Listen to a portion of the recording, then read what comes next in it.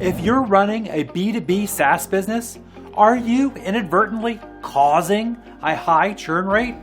That's the topic of this episode. I'm Robert Skrob, and this is the show that helps your membership or subscription business to be unleavable. In business-to-business SaaS, there's a handoff between the sales team and the implementation team. And most SaaS companies make huge mistakes during that process that may be doubling churn rates. Even though this example is focused on B2B SaaS, there's important lessons here for all subscription businesses. I've been approached by several companies facing this challenge lately, and this episode is designed to help. As an example, let's look at a well-known SaaS product, HubSpot. HubSpot has a great sales team. These are the people you speak with when you click the Get a Demo button on their site. The sales team is responsible for optimizing the number of demos that turn into new clients. So imagine that a new prospect company decides they want to check out HubSpot for their business.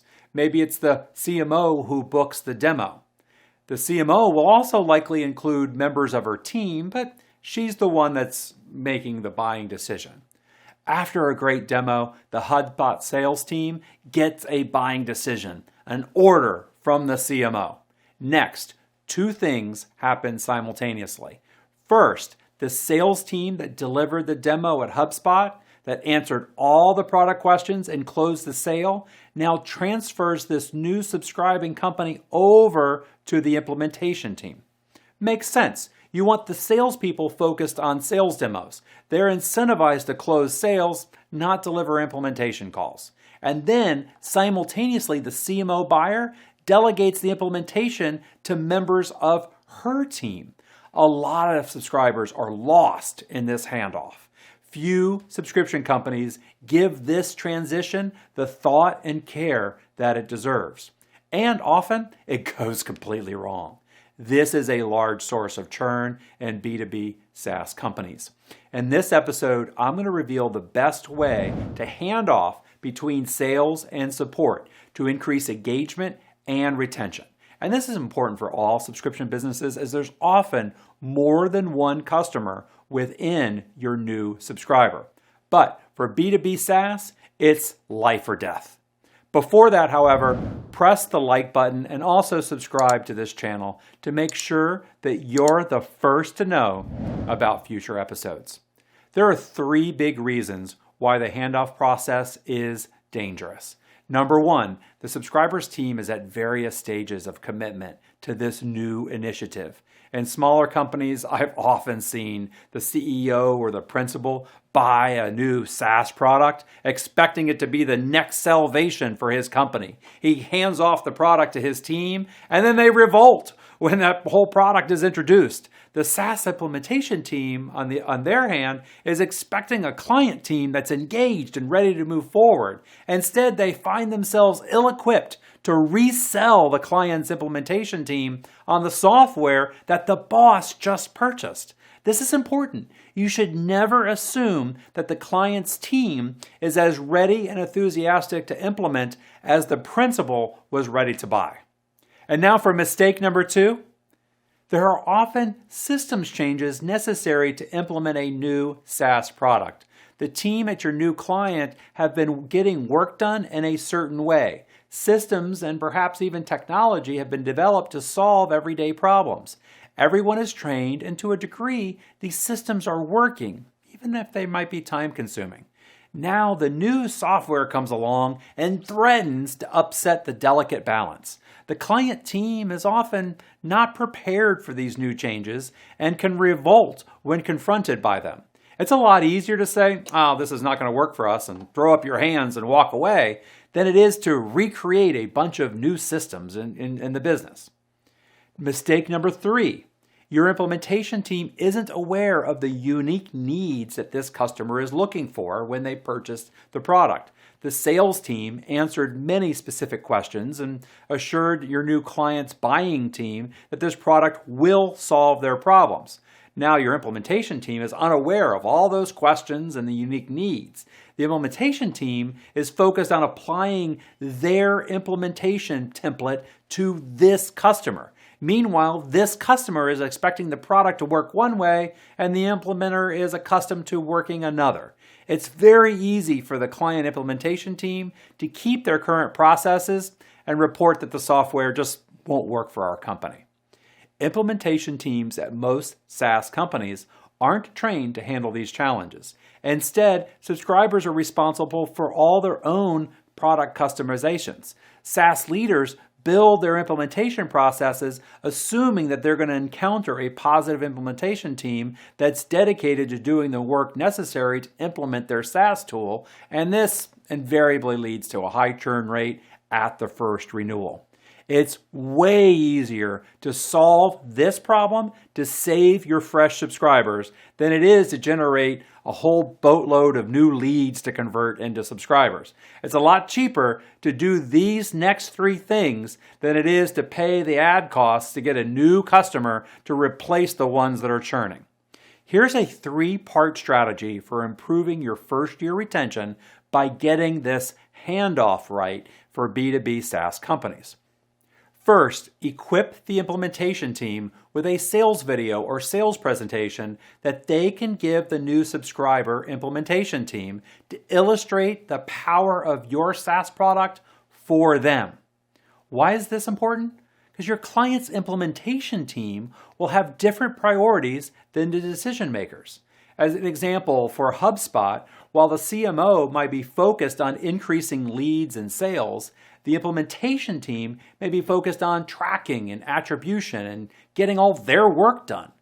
The sales presentation needs to be customized for the implementation team at this stage to get them as excited and engaged as their company decision makers and leaders. Sure, you might believe that it's up to the subscriber's company leadership to motivate their own team, and that's fine. But you will have a higher churn rate if you let things be. So it's far better to take responsibility for this yourself. Also, recognize that your client's team is thinking beyond this installation. Most often that they have their own employee turnover. They will have to train others on how to inherit this system over time. Implementation is about recreating systems around your tool and having your client create a system for training new employees on how to use your SaaS product. There's a lot for your client to work through in order to fully implement your SaaS solution. And this is a situation where welcome kits can be a powerful retention tool. Having implementation one-page guides, office signage, and items to reinforce the excitement around the new opportunities can be a great way to make the sale stick. Second, monthly communication. Most SaaS companies completely ignore this opportunity. Here's a similar example so that you can see the idea.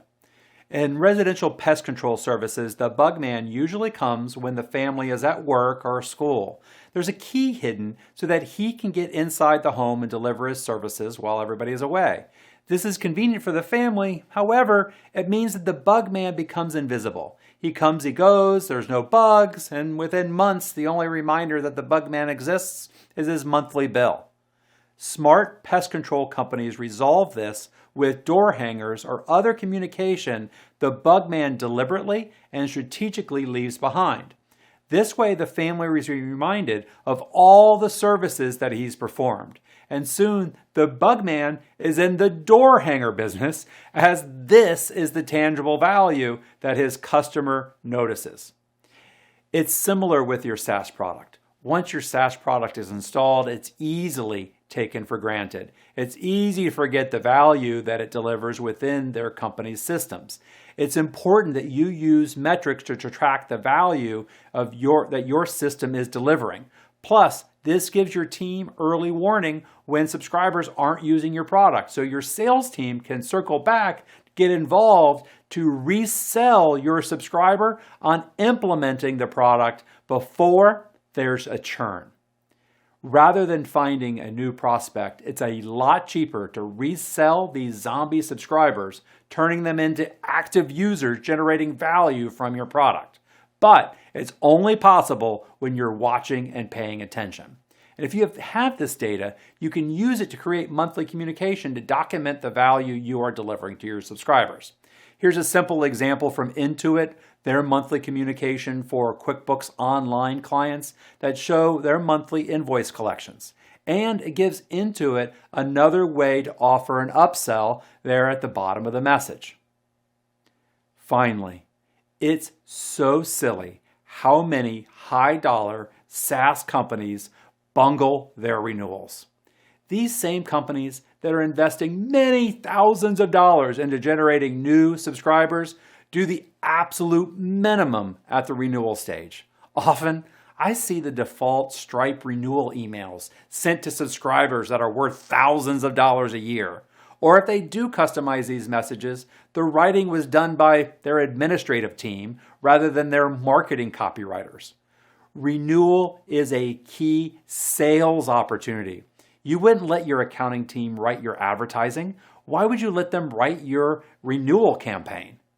Create a renewal campaign that engages your client team on the value. This could even be a sequence of communications. And my go-to renewal strategy is to use a gift with purchase approach where the client unlocks a new benefit when they renew their subscription each cycle. That's what it takes to be unleavable. You should never assume that your implementation team of your new subscriber is as dedicated to fully using your product as the product buyer was.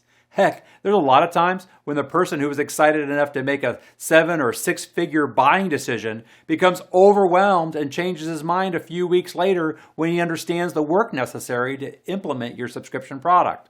Instead, you must continue your sales process after your new subscriber joins. Treat new buyers as a type of lead. Continue to resell them on how great their business will run after they fully implemented your product. Now, if you've enjoyed and benefited from the concepts that I've shared within this episode, then I am confident that you'll love this resource. After more than 25 years of working with subscription and membership businesses, I've identified all of the key factors that are seen in the most successful subscription businesses. And if you'd like to know what they are, you can either buy this book on Amazon or instantly download a digital copy for free at subscriptionsmadeeasy.com. After you receive the book, there's an opportunity to have me walk you through the details and get your questions answered.